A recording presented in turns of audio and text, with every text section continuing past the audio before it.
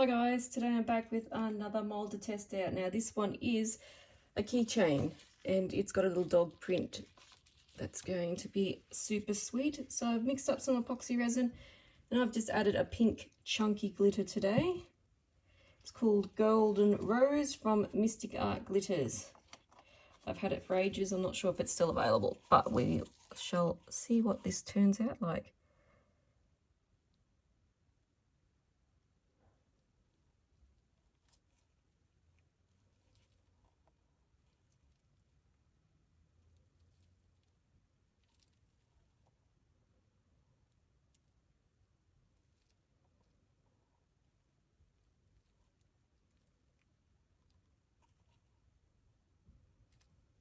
I'm just letting that slowly work into these little crevices here, I think.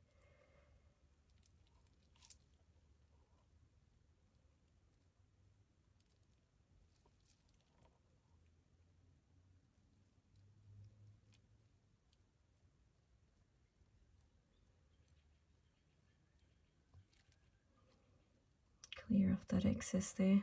Okay, I'm going to let that sit and cure.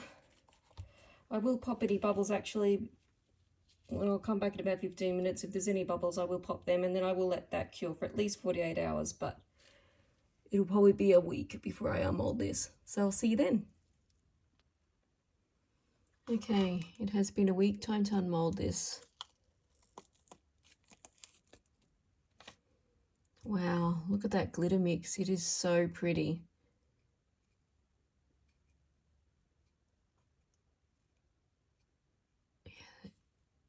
And is very smooth. It's going to make a great keychain. Well, if you're into animals, dog paw prints, give this mold a go, guys, and catch me next time for some more resin mold testing. Bye, guys.